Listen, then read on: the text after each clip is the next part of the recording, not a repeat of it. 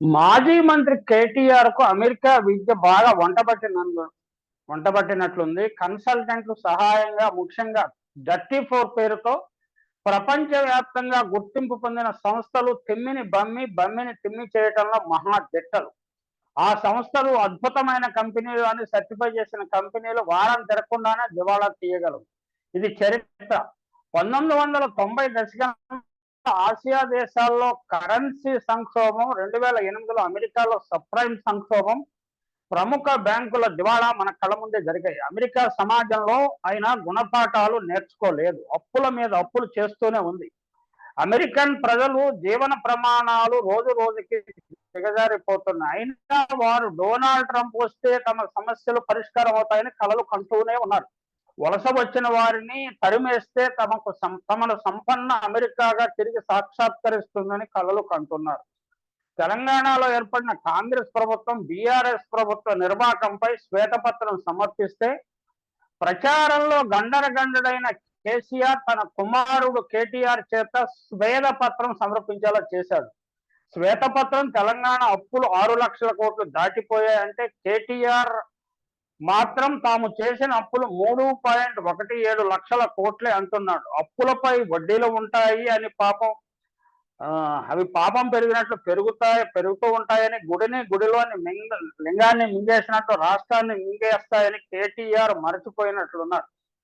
ఆయన అంతటితో ఆగలేదు. కేసీఆర్ ప్రభుత్వం 50 లక్షల కోట్లకు పైగా సంపద సృష్టించిందట. అక్కడే కేటీఆర్ అమెరికా చదువును గుర్తు చేసుకోవాలి. సబ్ప్రైమ్ సంక్షోభ సమయంలో అమెరికా బ్యాంకులు నెలవారీ కిస్తీలు లేక ఈఎంఐలు కూడా చెల్లించలేని వారికి ఇళ్లు కొనుగోలు చేయడానికి రుణాలు ఇచ్చాయి. ఆర్థిక రంగంలో సమస్యలు ఏర్పడి చాలా మంది ఉద్యోగాలు కోల్పోయారు. దానితో వారు వాయిదాల మీద కొనుక్కున్న ఇళ్లకు వాయిదాలు కట్టలేకపోయారు. ఇళ్ల విలువ సగానికి సగంగా పడిపోయింది. ఆ ఇళ్లను కొనుగోలు చేసిన వారి వద్ద నుంచి బ్యాంకులు ఇళ్లు స్వాధీనం చేసుకుని అమ్మకానికి పెట్టాయి. వాటిని కొత్తగా కొనేవారు లేరు. దానితో వాటి విలువ అమాంతంగా దారుణంగా పడిపోయింది. దానితో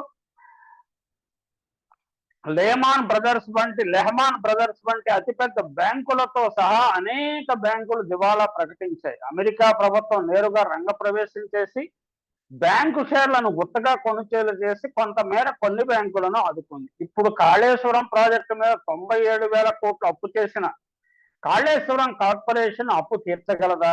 కాళేశ్వరం సమస్యల్లో ఇరుక్కున్నందున నీటిని ఎలా విక్రయిస్తారు? ఆదాయం ఎలా వస్తుంది? ఈ సంవత్సరం నుంచి చెల్లించాల్సిన 12,000 కోట్ల వడ్డీ ఎలా చెల్లిస్తారు? ఎవరు చెల్లిస్తారు? కేసీఆర్ సృష్టించిన 50 లక్షల కోట్ల సంపద ఏమైనా ఆదుకుంటుందా? కేటీఆర్ సమాధానం చెప్పాలి. కానీ ఆయన సమాధానం తన శ్వేతపత్రంలో చెప్పినట్లు లేదు.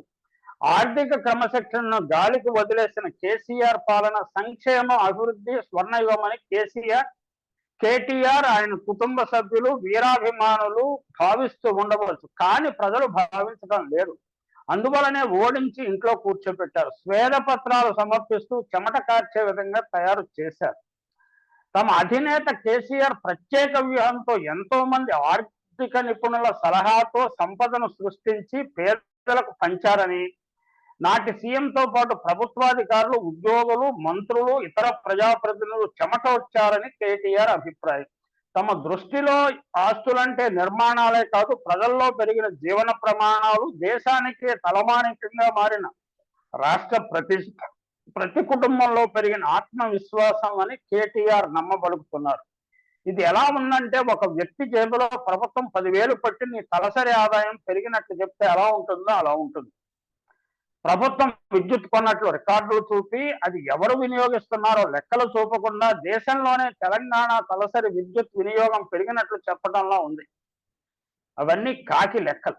వాస్తవం ఏమిటంటే ఉద్యోగులు చాలా కష్టపడి 10 ఏళ్లలో తమ జీతభత్యాలను 3 రెట్లు పెంచుకున్నారు.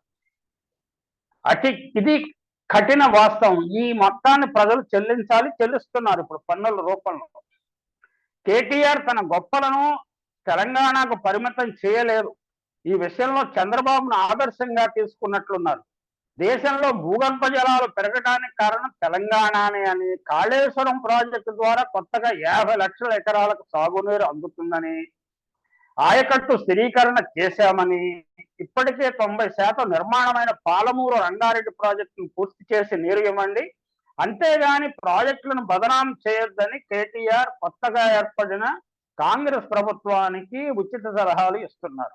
చంద్రబాబు పోలవరం 76% పూర్తి చేశానంటాడు, కేటీఆర్ పాలమూరు రంగారెడ్డి 90% పూర్తి చేశానంటాడు. ఇద్దరు ఒకే బడిలో చదువుకున్నట్లుంది, కానీ ప్రజలకు వాస్తవాలు బాగా తెలుస్తున్నాయి. పాలమూరు జిల్లా వెళితే పాలమూరు ఎంతవరకు పూర్తయింది, ఎన్నికల ముందు పాలమూరులో ఒక దశలో తూతూ మంత్రంగా పూర్తి చేసి దాన్ని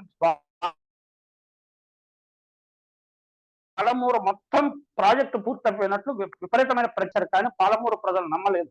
అలాగే తెలంగాణ ప్రభుత్వం మాదిరిగానే ఆంధ్రప్రదేశ్ లో కూడా సోమవారం పోలవరం అంటూ నానా హంగామా చేసి భజనలు చేసుకుని చంద్రబాబు నాయుడు నేను పోలవరం 76% పూర్తి చేశా, ఈయన వచ్చాక ఏమీ పూర్తి చేయలేదంటూ ప్రచారం చేసుకున్నాడు. 2019 నాటికి ఆయన ప్రచారం ఎవ్వరూ నమ్మలేదు, ఎవరు నమ్మకపోవడం 23 సీట్లకు పరిమితం చేసి ఇంట్లో కూర్చోబెట్టారు. 2024లో కూడా అదే పరిస్థితి మళ్ళీ పునరావృతం అవుతుంది.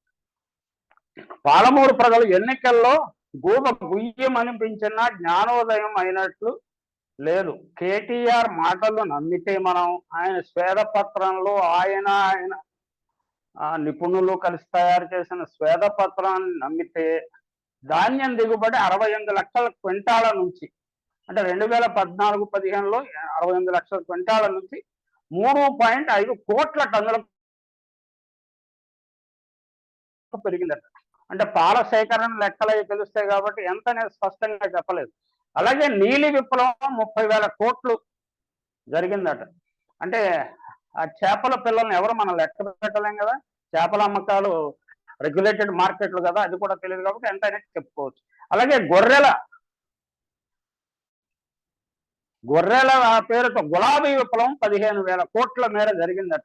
ఆ గొర్రెల స్కీమ్ ఏమిటో, ఆ సర్క్యులర్ స్కీము విషవలయం లాగా ఒకే యూనిట్ గొర్రెలను మళ్ళీ మళ్ళీ తిప్పి కింద స్థాయి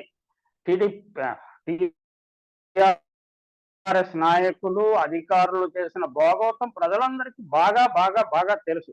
అయితే వాస్తవ లెక్కల ప్రకారం 2014-15లో సాగు విస్తీర్ణం 131 లక్షల ఎకరాలు ఉంటే 2021-22 నాటికి 198 లక్షల ఎకరాలకు పెరిగింది. ఇది వాస్తవం.